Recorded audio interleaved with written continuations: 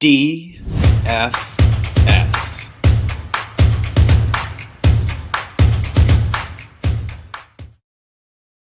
It is Friday, December 17th here in Draft Shark Studios in Rochester, New York. Welcome to the Week 15 DraftKings podcast. I'm your host, Matt Schauf. With me, as always, is Jared Smola, and this podcast is sponsored by our partners at FanShare Sports. FanShare curates hundreds of pieces of daily fantasy sports-related articles, tweets, and podcasts to create the most accurate ownership projections in the industry. Those projections can be found in the lineup generator on DraftSharks.com, and you can find up-to-date ownership info anytime at fansharesports.com. Jared, we talked last week about it being a tough scoring slate, and this week looks similarly tough. We've got just one game on the entire Week 15 NFL slate that has an over-under 50-plus points, and it happened last night. So that one's gone. There's only one other game as high as 47.5. The main slate misses the Bucs on Sunday night against the Saints, which is the second highest implied team total behind the Chiefs for the week. The fifth highest implied team total remaining on the main slate belongs to the Eagles, and we don't even know who their quarterback's going to be yet. Yeah, and of course, we have all the COVID issues, which I think is the major story of the slate. It's Friday morning. I honestly haven't even started trying to build lineups yet because I just don't think there's a point, until we get to Saturday night, maybe even Sunday morning, just because we don't even know who's going to be playing. This almost has a feel of like an old Week 17, a new Week 18, where it's just a bunch of backups in there, and we don't even know again who's going to be active until Sunday morning. So tough to build at this point, but we'll do our best to work through the slate here. The nice thing, of course, about DFS versus season-long fantasy is that if a guy is out, we're just not using him. We don't have to worry about finding a replacement. So you build all your lineups, you get things ready, and if you have to make changes, then that's what we'll do. But we'll go through the players that we think are available at this point. We'll start at quarterback for cash, as usual. Jared, what do you like? Yeah, I'm gonna give one expensive guy and one cheap guy here because again, I think you can go both directions, and it's going to depend on who's available on Sunday. But up top, I think Kyler Murray at $7,900. No DeAndre Hopkins obviously hurts, but still has plenty of weapons. Gets the Lions. Talked about those implied totals. The Cardinals easily have the highest implied total on the slate at 30.25 points. And with Kyler too, that their rushing has come back 59 and 61 rushing yards over his last two games. Those are his two highest rushing totals of the season. So, Kyler's obviously a strong play. On the cheap end, I'm going to go Jimmy Garoppolo at $5,800. San Francisco's implied total 27.75 points. That's the second highest on the main slate. Garoppolo's been solid. He's been at least a nice floor play for a while now. He has 15.6 or more DraftKings points in 6 of his last 7 games. It looks like we're not going to have Elijah Mitchell again for the 49ers, which, might push them a bit more towards the pass. Jeff Wilson's kind of struggled as their lead back. And Garoppolo gets Atlanta, who is dead last in adjusted points allowed to quarterbacks. Yeah, I like Jimmy G this week. I like betting on the San Francisco passing game if Eli Mitchell is out rather than going to the next 49ers running back. It certainly worked last week. And as you mentioned, Garoppolo has been good lately. I think Tua Tagovailoa is an option in the same range. They're separated by just $100 in salary. Good matchups for both. They're only 0.6 of a point apart in our projections. We have Garoppolo as the higher floor, Tua for the higher ceiling. I think they both look pretty similar on ceiling this week. They're both in great spots. Both have easy stacking options and both sub 6K, which of course is what I'm looking for in a cash quarterback so I can fit things elsewhere. If Jalen Hurts doesn't play for the Eagles this week, and we'll see what the Friday status says for him, we might have to wait until Sunday to find out too. But if he doesn't play, you might just see a new 5K quarterback spring to the top of our dollars per point projections because Gardner Minshew, only $5,200 on DraftKings this week, scored about 18.8 DK points against the Jets his last time out. That would still be 3x value even on his elevated salary this week. It was 4K last time he was starting. It's up, but just to 5,200, so he'd still be a value. Yeah, I would imagine we'd have him projected right around Garoppolo and Tua, maybe slightly below them. But like you said, he's cheaper than Jimmy G and Tua. So yeah, Minshew might pop as our top value if Hurts is ruled out. On the GPP side, I think both Garoppolo and Tua are in consideration here. Again, mostly for the salary savings and the stacking options that we talked about. Dak Prescott is probably my next favorite pick here. $6,500 salary for him It's his lowest level since week 1. It's 1,400 short of Kyler, 1,000 short of Aaron Rodgers, 500 less than Matthew Stafford. 3 bad outings among the past 4. That's why Dak is not even close to cash consideration for me. 3 games of less than 12.5 DK points in that range. He's also topped 25 DK points 2 of the past 5 weeks against the Falcons and the Raiders. Has an attractive set of stacking options as always, and at different levels too. CeeDee Lamb 7,400, Amari Cooper 64, Michael Gallup 55, Dalton Schultz 49 would probably be a guy that doesn't really enter the mix much for me. I'd focus primarily on those wideouts, but he also gets the Giants, who are a slightly negative scoring matchup for quarterbacks overall by adjusted fantasy points allowed. They're just 19th though in DK points allowed to quarterbacks. They allow Justin Herbert and Tua to each go over 20 fantasy points over the past 2 weeks. Dak, of course, topped 25 against the Giants way back in week 5. Different Dak right now than we got back then, but we at least know the ceiling is there when things are going well. Yeah, nice price for Dak there. And Dallas has a 27.5 point implied total. That's 4th highest on the main slate. It is one of the higher upside offenses on the main slate, I think. So I like that call. I'm going heavy on Aaron Rodgers in tournaments this week. He's been, since he had the toe injury, he's been awesome. 36.5, 29.3, 32.6 DraftKings points in his last 3 games. He is priced up at $7,500. I think that's going to keep his ownership down probably. Kyler Murray's $400 more. Matt Stafford is $500 cheaper. Dak, as we mentioned, is $1,000 cheaper. So I don't think Rodgers will be too highly owned. I love this matchup against Baltimore. Secondary, all sorts of injuries at cornerback. Safety, Chuck Clark is on the COVID list now. He's probably going to miss this game. But Baltimore's still been strong against the run. So teams are passing against them. Baltimore's 3rd in situation neutral pass rate against. And teams are having success passing on Baltimore. They're 27th in adjusted fantasy points allowed to quarterbacks. So, Devontae Adams, easy stack with Aaron Rodgers. I double stack him. I think Allen Lazard at $4,000 and Marquez Valdez-Scantling at $4,900 are both solid value plays. So I think you go Adams and then one of those cheaper wide receivers. Mm-hmm. Yeah, Aaron Rodgers is going to be a focal point for me as we get to the FanDuel part of things. Over at running back for cash, Jared, it's kind of hard to start out by looking past Antonio Gibson at $6,000. He's at the top of our DK dollars per point. JD McKissick's out, or I'm sorry, we don't know yet if JD McKissick's out, but it sure doesn't seem like he's going to play with his concussion. We're coming off a disappointing Gibson week last week, but that followed 4 straight games and 19 plus touches. 3 of those found him topping 21 DK points. Eagles have been a slightly positive matchup for running back scoring, middle of the league in run defense DVOA, 23rd in overall weighted defensive DVOA. So not a tough matchup overall. I think probably the biggest question for Gibson right now is whether missing all the quarterbacks, because Taylor Heineke just landed on the COVID list, just like halts the entire offense, or if it just even shifts the focus more to him, gives him touches, and he delivers on those touches, at least enough to pay off for us at 6K in a cash lineup. This is the grossest running back slate of the season. There's not a single running back I am happy to play in cash. I do think Gibson is the starting point just because of the volume. I mean, he might see even more volume because of Washington's quarterback situation. But yeah, it's tough to get excited about that offense if it's going to be, Kyle Allen or whoever the hell it's going to be a quarterback for them. So yeah, I'm probably starting with Gibson in cash. Chase Edmonds is coming in as a strong value for us. I mean, we don't even know if he's going to play for sure yet. We don't know if James Conner is going to play yet for Arizona. So question marks there still, but the Lions matchup against Arizona has easily the highest implied total on the slate. So I'm going to consider Chase Edmonds at $5,100. I also think Michael Carter is in play just because of the price tag, $4,700. He averaged 13 carries in his last 6 healthy games, 6.2 targets across those games. I'm not really, expecting that on Sunday because a lot of that came from Mike White.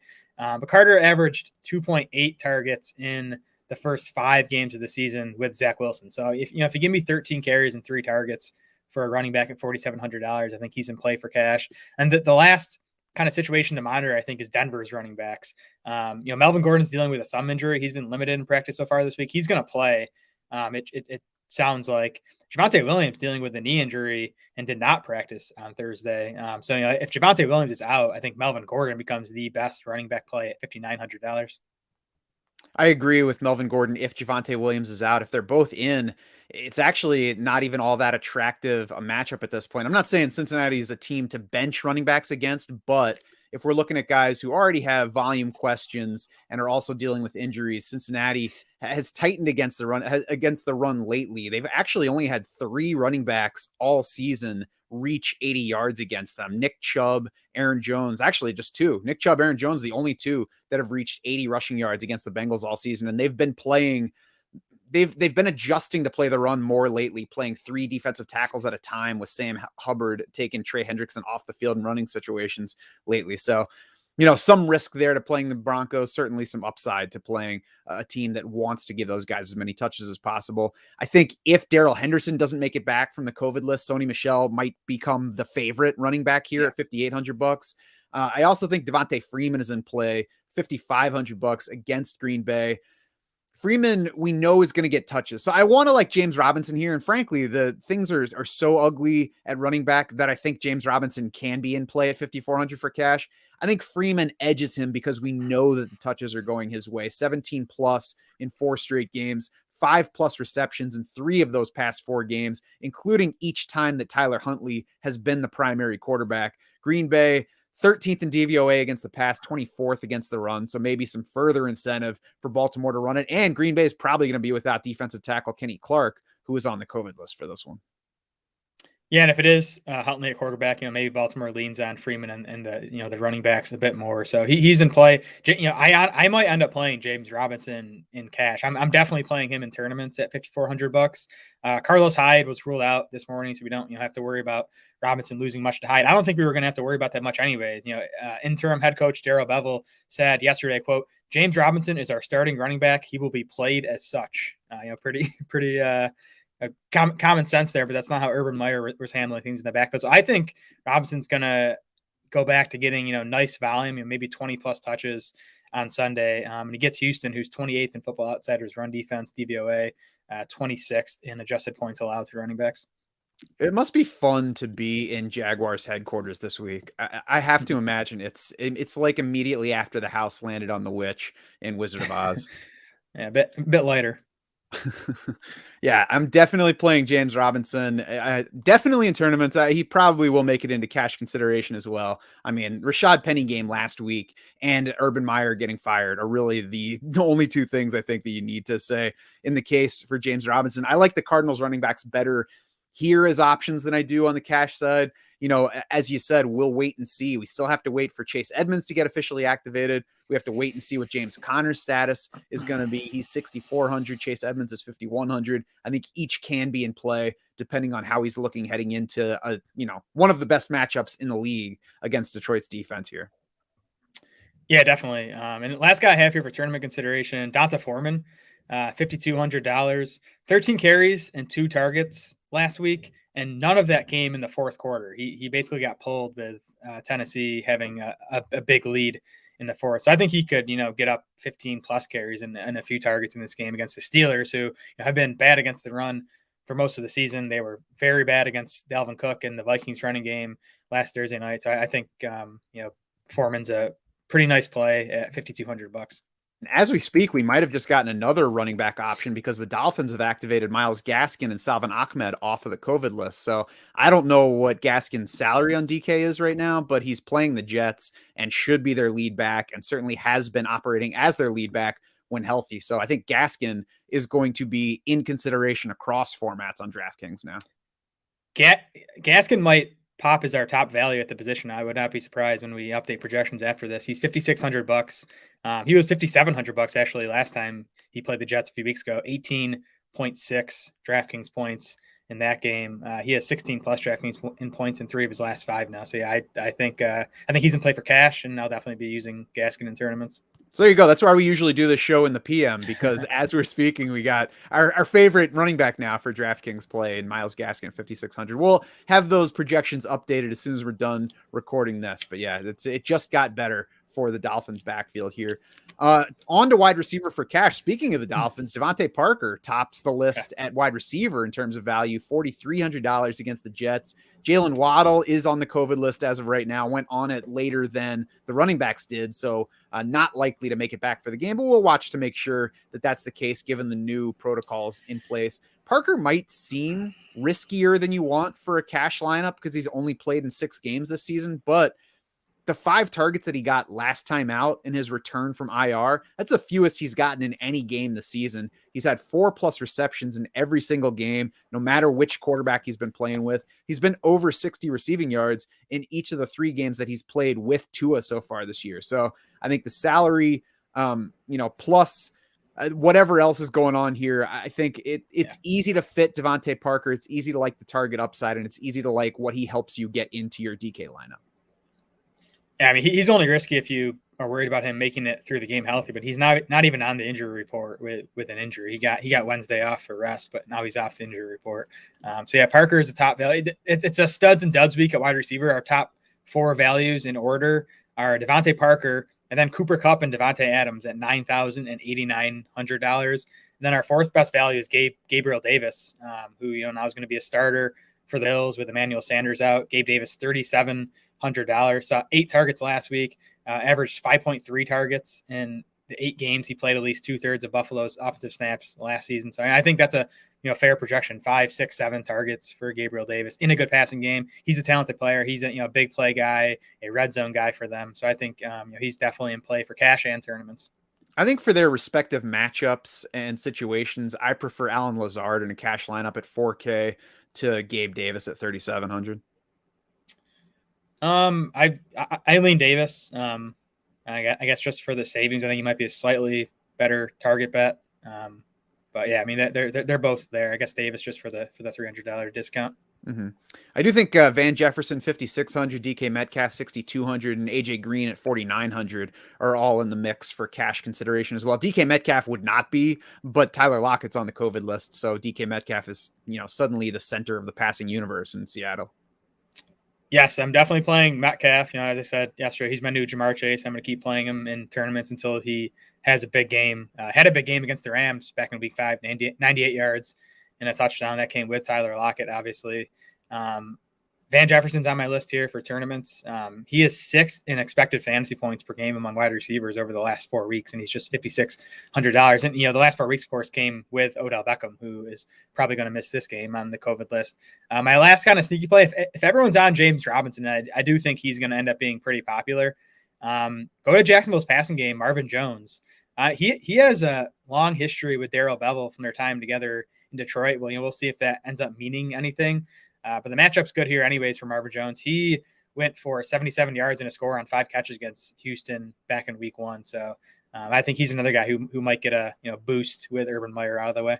Yeah, of course, Jacksonville loaded up on passing points in that game because they fell way behind Houston, surprisingly, to open the season. So we'll see where things go. We'll see how much of Trevor Lawrence's struggles were related to the QB and how quickly he can turn it around. I think all the guys that we've mentioned so far are certainly in the mix here. I think Christian Kirk is also in the mix on the GPP side. I would favor AJ Green for cash because of the $400 in salary savings, but Christian Kirk might get the better individual matchup in the slot against the Lions. And really, it's just a great spot to play anything Cardinals that you can fit into a lineup. I think on the cheaper end, Albert Wilson is worth a look. 3,400, probably not going to be very highly owned. He's seen 47% playing time or more in 4 straight games, 5, 4, 6, and 8 targets. All that was with Jalen Waddle around. So, I mean, Albert Wilson's been a low yardage guy, but there's target upside at the very least. He's got a better QB, better offense than Braxton Berrios, who sits in the same price range in DK salary. Albert Wilson, at least worth considering for, that one guy that you don't love, but he gives you the cheap salary to fit something else.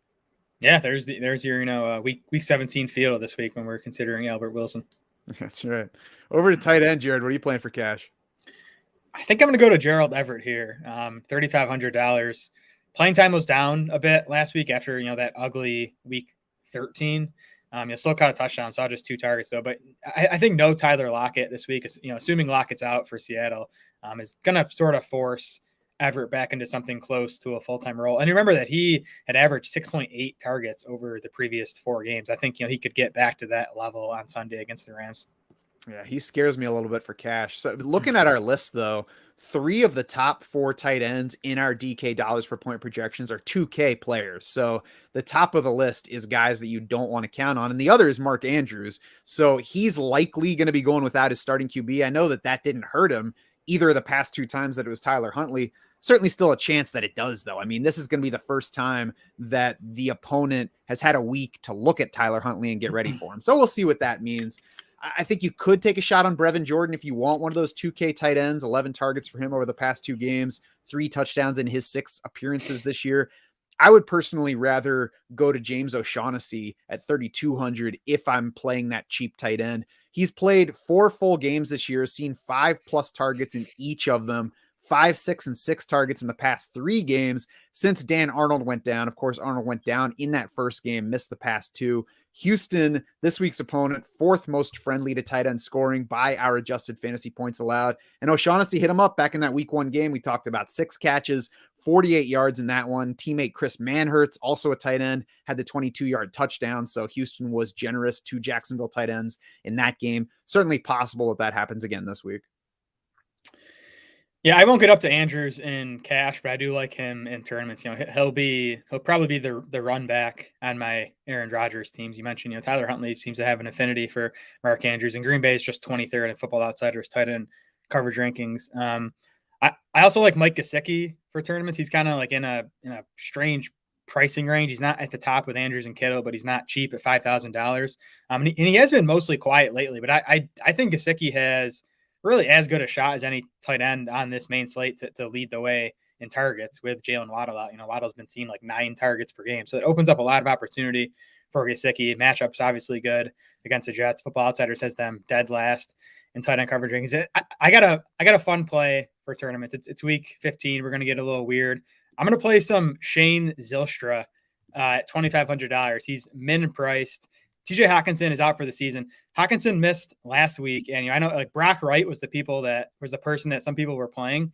Shane Zylstra actually led him in pass routes. He ran a route on 57% of the pass plays, and he was out wide or in the slot for 65% of his snaps. He was playing more wide receiver than tight end, and he was a college wide receiver, went to Minnesota State, put up some big numbers there. I couldn't even find measurables on the guy. But I'm just going to assume he's like a big time athlete coming in here. So Shane Zylstra at $2,500, stone minimum on DK.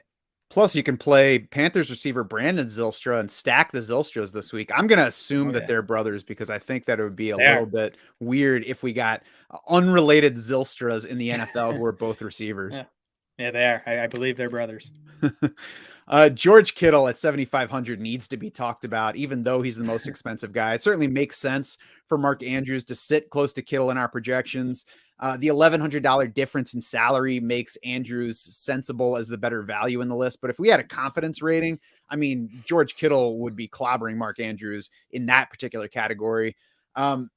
Nobody outside of Travis Kelce matches Kittle for ceiling. He showed that the past 2 weeks with 22 catches, 332 receiving yards, 3 touchdowns over those 2 games. The Falcons just 19th in tight end coverage DVOA. It's a neutral matchup by adjusted fantasy points allowed. The Niners, outside of third and short situations, they've been passing a little bit over expected for the other situations on the field, according to RBSDM over the past 2 weeks. That, of course, is when they've been dealing with running back injuries. So, a chance that they continue passing more, even if they're controlling this game against Atlanta. And really, you don't have to make a case for betting on George Kittle. The only thing working against him would be if his ownership's really high.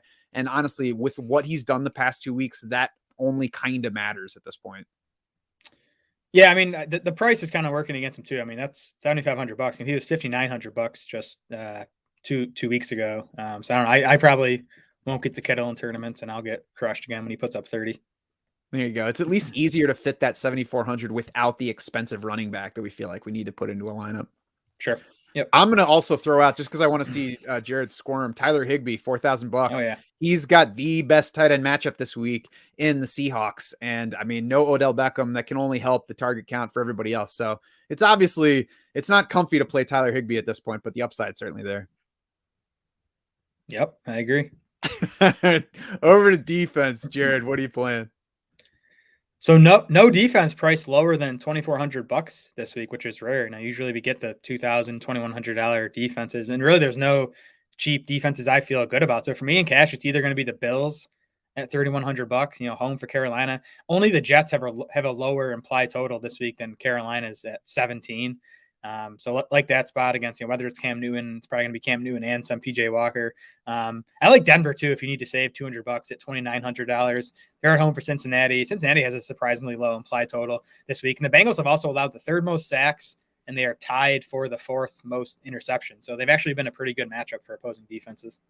Yeah. I think there are not a whole lot of truly attractive defense options this week. There's lots of upside to the Dolphins at $3,700 against the Jets. Eagles certainly look good at 3,500 now that Washington has no quarterbacks left. In the 2K range, if we're dipping down there, which we'd like to, if possible, I think my favorite's probably Jacksonville at 2,800 against Houston. I mean, there's not a whole lot to point to in the Jaguars defense to like, but it could just be a week of all around rejuvenation for Jacksonville. And we've at least already seen a surprisingly good performance against the Bills at home from that defense. So we know that it's possible. Most importantly, the salary savings. Jaguars actually enter the game as a 5-point favorite right now. So we're not going to get that kind of situation very often. So I'm going to go ahead and take a shot that they do something. Yeah, I think the defenses on both sides of that game are in play for tournaments. I wouldn't get there in cash with Denver, just $100 more. But yeah, in tournaments, I like paying up for Miami at 3,700 and then the Cowboys at 3,600. Mike Lennon's been horrible over the past 2 weeks, and it sounds like we might even see some Jake Fromm on Sunday. Things are bad for the Giants when they're like, is it time that we get Jake Fromm in there to see what he can do? I mean, they didn't even know he existed like 4 weeks ago. Yep. It's bad. But as an Eagles fan, it doesn't hurt me to see the Giants struggling. So that's going to do it for this week 15 DraftKings podcast. Head over to draftsharks.com to get more player recommendations. If you're a DS insider, you can check out Jared's cash game picks, as well as top GPP options from Corey Bushland. You can also mess around with the lineup generator to build your own lineups with the help of the DS projections and fan share ownership projections. For more discussion of DFS and other formats, you can also join the free Draft Sharks Discord. Find the link to do that in the description for this podcast. If you're with us now on the stream, stick around. We're going to take a brief break, and then we'll fire up the FanDuel side. For Jared Small and the rest of the Draft Sharks crew, I'm Matt Schaff saying thanks so much for swimming with us.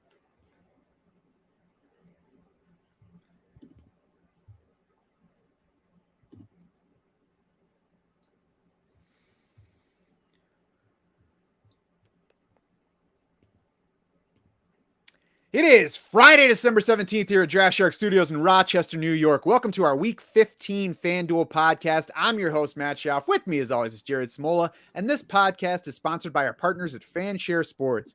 FanShare curates hundreds of pieces of daily fantasy sports-related articles, tweets, and podcasts to create the most accurate ownership projections in the industry. Those projections can be found in the lineup generator on DraftSharks.com. And you can find up-to-date ownership info anytime at fansharesports.com. Jared, for cash on FanDuel, what do you like this week? A pretty easy call here for me. Aaron Rodgers, $7,600 on FanDuel. Chucks in it pretty easily our top dollars per point value at the position. Just has been really good lately, 26 plus FanDuel points in 3 straight games. And I love this spot against Baltimore, who remains tough against the run, but has been bad against the pass. They're still dealing with a bunch of injuries and COVID issues in the secondary. Baltimore 27th in adjusted points allowed to quarterback. So I expect a pass-heavy game plan from Green Bay on Sunday and for Rodgers to have a big day. Yeah, I mean, Aaron Rodgers is the focal point for me here at quarterback across contest formats. I don't think there's anybody else that's really even close. I mean, technically, Kyler Murray and Jimmy Garoppolo are close in our FanDuel dollars per point projections, but Kyler's $1,200 more. Garoppolo is $900 less, and he's not Aaron Rodgers, in case anybody wasn't sure about that. You mentioned the Baltimore pass defense being soft. They recently lost lead corner Marlon Humphrey, so they're even softer now than the season-long numbers make it look like. Chuck Clark is on the COVID list. D-lineman Clayus Campbell looks like he's trending toward not playing with a thigh injury. I mean, this could just be a vintage Aaron Rodgers day where he has 4 touchdowns by halftime, and then it doesn't even matter what he does after that. So he's a top play for me in cash. He's a top play on the tournament side as well, especially just being $100 more in salary than Dak Prescott. I would expect Rodgers to be much more popular on FanDuel than he'll be on DraftKings just because of the pricing. I still think he's a fine tournament play here. I'm going to consider Kyler in tournaments here. I'm going to consider Matt Stafford. You mentioned Jimmy Garoppolo. I do think he's in play at $6,700. He's been more of a floor play this season, but he does have 3 games of 20 plus FanDuel points, including 1 game of 27. That would definitely get it done at this price tag. And then for $100 cheaper, Ben Roethlisberger, $6,600 here. He's averaging 270 passing yards and 2.3 passing touchdowns over his last 4 games now. That 4-game stretch includes outings of 25.8, 22.9, and 19.3 FanDuel points. Tennessee's middle of the pack in Football Outsiders pass defense DVOA, but teams go pass heavy against Tennessee. They're 4th in situation neutral pass rate again. So, that kind of explains why they're down at 25th in adjusted points allowed to quarterback. So it's a pretty good spot for Ben, especially considering the price tag on FanDuel here.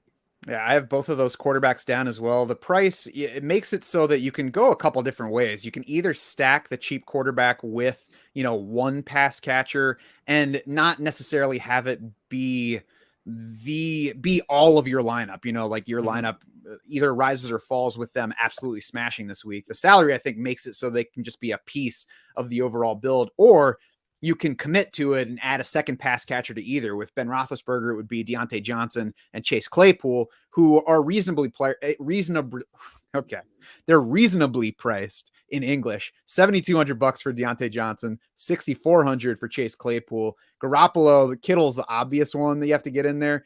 Brandon Ayuk at $6,600 is certainly fittable as well. So a few different ways to go. And that Falcons D, 29th in pass defense DVOA.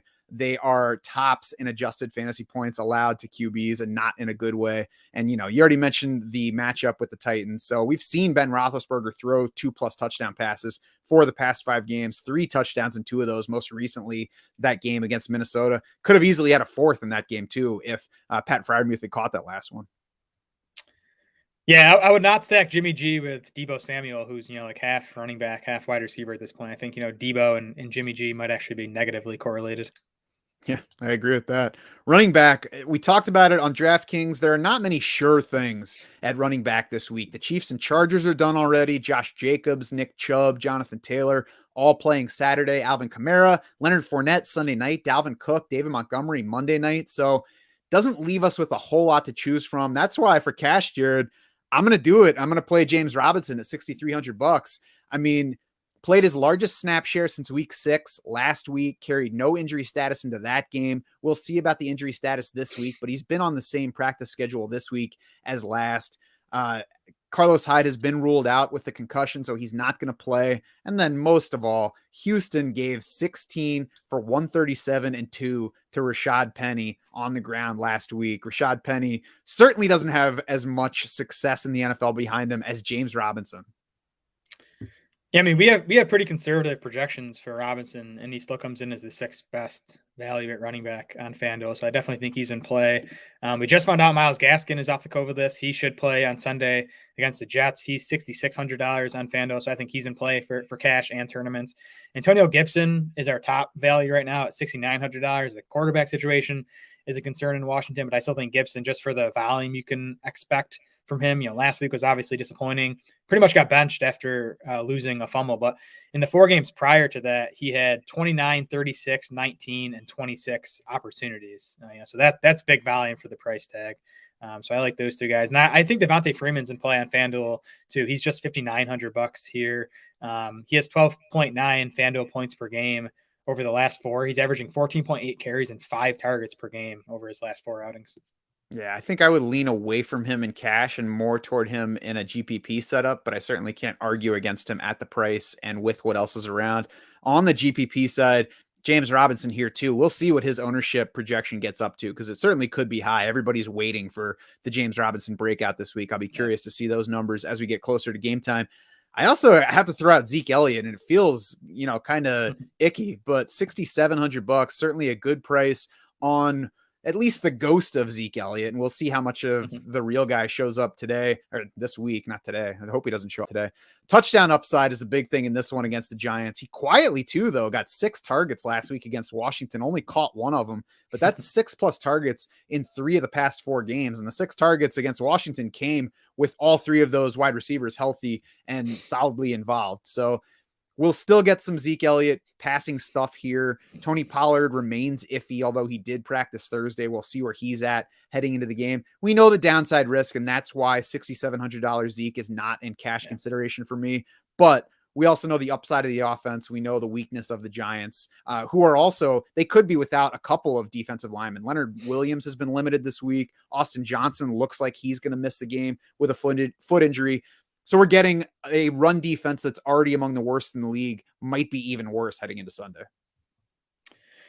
Yeah, Zeke has between 9 and 14 carries in 6 straight games now. So it seems like, that's kind of where Dallas wants him as he manages this knee injury. He does have 2 games of 6 targets and a game of 8 targets over that span. So he's still getting nice passing game volume. And I mean, really, I think he could just fall into the end zone twice in this matchup against the Giants. So I do think it's just a good price for Zeke at 6,700. I'm gonna throw out Dante Foreman here too. We talked about him on the DraftKings spot. He's probably even a little better play here on FanDuel because you don't expect a ton in the passing game from Foreman, but he got 13 carries last week despite not playing in the fourth quarter. So I think 15 plus carries is definitely in play this weekend. The matchup's good against the Steelers. Pittsburgh 30th in Football Outsiders run defense DVOA after getting smashed by Dalvin Cook last week. Yeah, I'll be interested to see if the Steelers play more than 9 people on defense after it didn't really work last week. Yeah, good idea. Wide receiver for cash. In setting up for the show, I was wondering if there's enough value around on FanDuel to fit Devontae Adams, Cooper Kupp, and George Kittle into the same lineup. And I can report that it is definitely possible, especially with Jimmy Garoppolo at quarterback, but also with Aaron Rodgers at quarterback. I think the key here is James Robinson and Devontae Freeman as the running back duo for the savings, for the touch, certainty, and upside. But it's possible even without ending up with anything in the lineup that makes you cringe. Yeah, I think that's viable. And I'm probably not going to get to Kittle in cash here, but I do like playing both Devontae Adams at 8,500 and Cooper Kupp at 9,000 here. Deontay Johnson at 7,200 bucks checks in as our third best value. I'm not sure if you could get all 3 of those wide receivers. I think maybe for your third wide receiver spot, going down to Devontae Parker at 5,800 bucks or Van Jefferson at 6,200 bucks. Both just good target bets for those price tags. Parker's already averaged 8 targets per game this season, and now Jalen Waddle is likely out of this game against the Jets. And then Van Jefferson should get a target boost too, with Odell Beckham likely out for Sunday's game against the Seahawks. Yeah, and I mean, Jefferson had only 3 targets last week against the Cardinals, but before that, he had 7+ in 4 straight games, 6+ in 6 straight games. So he's probably a better target bet than even I think he is when looking at his name and looking at his situation. So I have those 2 guys down as well. GPP, I like the Adams Cup combo here as well for the ceiling, and maybe for, each guy is obviously going to be very highly owned. I don't know how highly owned the combo is going to be. And really, I don't care that much because you can play them both and you can play either of their quarterbacks. We already talked about them, but there's only $100 in salary difference between Aaron Rodgers and Matthew Stafford. So assuming that you're playing multiple lineups, you can do some with each of them. Yeah. And there are also attractive, secondary receiving options in both of those offense to build out the upside in those lineups. Van Jefferson or Tyler Higbee if you're playing Stafford, MVS, Allen Lazard, even Aaron Jones as a potential option to go with Rodgers and Devontae Adams in a Packer-heavy lineup. Yep, like those stacks. Definitely be heavy on the Packers. I'm going to play DK Metcalf in tournaments. He's even viable in cash, I think, assuming Tyler Lockett misses this game. He's our 7th best dollars per point value at wide receiver. Had a big game against the Rams back in week 5. Gabriel Davis is down at 4,900 bucks on FanDuel. Again, I think spending like an extra $1,000 to get to Devontae Parker makes sense in cash, but I think Davis for tournaments is in play. And I'm gonna throw out Michael Gallup too. He's 5,900 bucks. Even with the wide receiver core at full strength last week, Gallup ran a route on 90% of Dallas's pass plays and saw 9 targets, a 23% target share. His targets in the last 4 games now, 10, 8, 9, and 9. And Amari Cooper has missed some of that time. CeeDee Lamb even missed, I think, some of that time. But I don't know. I think Gallup just seems entrenched right now, as a high volume piece of that Dallas passing game. And, we like the spot for that offense. They have the 4th highest implied total on the main slate. Yeah, I think the Cardinals wideouts, AJ Green and Christian Kirk, also get a bump. If James Conner's out for this game, I think we see a little bit more of a passing lean as they get close to the end zone, and DeAndre Hopkins is out as the main touchdown catcher. So that just raises the ceiling on them, even if they don't go super high passing volume this week. Yep, agreed. Tight end for cash, what are you favoring? Yeah, so as we mentioned, George Kittle at 7,800 and Mark Andrews at 7,400. They come in as our top two values at the position, just to give you an idea of how highly we have them projected this week. So they're definitely in play. I think I'll go down to Zach Ertz at $5,300. You're saving over $2,000 by going down to Zach Ertz. Second on the team last week with an 80% route rate, behind only DeAndre Hopkins. Who now, of course, is out for the rest of the season. So that leaves some extra targets behind for Ertz to pick up. Ertz already ninth among tight ends in expected fantasy points per game since joining the Cardinals back in week 7. So the usage has been strong. It should get a slight boost with Hopkins out, and he gets the Lions matchup, obviously, which is pretty much good for everyone on this Cardinals offense. It is, and specifically for tight ends, the Lions are 24th in tight end coverage DVOA, and safety Tracy Walker is not yet off the COVID list after missing last week's game. He's only been on it. He got put on it 6 days ago, I believe. So there's certainly a chance that he's not back in time to play this game, which further hurts the tight end coverage for the Lions. Yeah.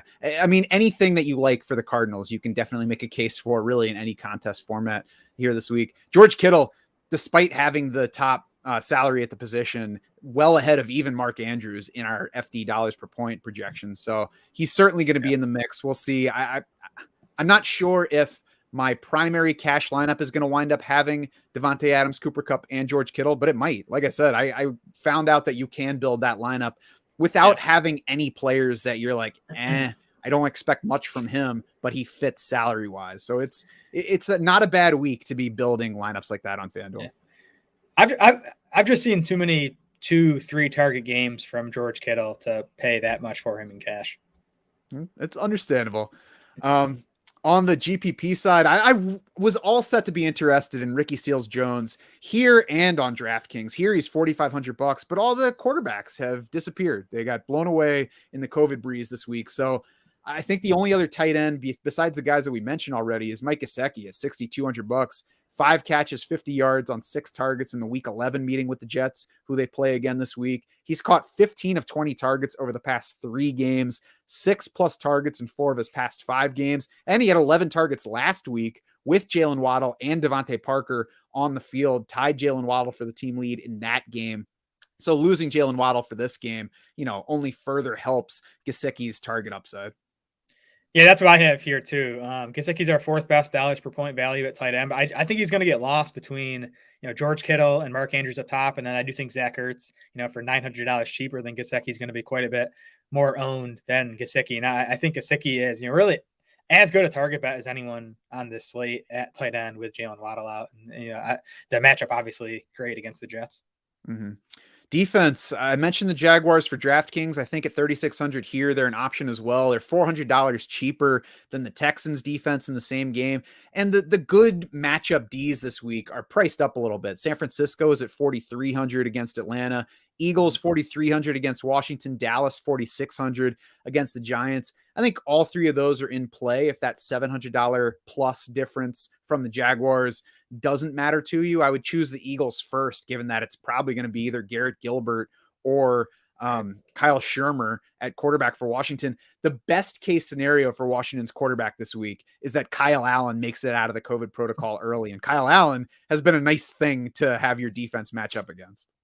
Yeah, Philly comes in as our 2nd best value at defense on FanDuel. The top value is actually the Bengals, who just be a total punt play at $3,400. I think they're fine, especially in cash. I don't think they're going to kill you. I think they'll have a decent game. I don't expect a lot of points in that Broncos-Bengals game. I like Denver on the other side of that game at $4,000. Cincinnati's allowed the 3rd most sacks this season, and they also have the 4th most interception. So it's been a good matchup for defenses. And then up top, the Cowboys at 4,600 and the Cardinals at 4,800. I think trying to get up to them in tournaments makes sense. Both have big ceilings.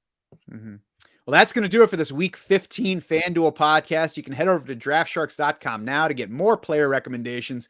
Kevin English has your cash game picks. Corey Bushland has your top GPP options. Then you can play with the lineup generator to build your own lineups with the help of the DS projections and fan share ownership projections. For more discussion of DFS and other fantasy football formats, you can also join the free DraftSharks Discord. You can find the link to do that in the description for this podcast, wherever you might be listening to it.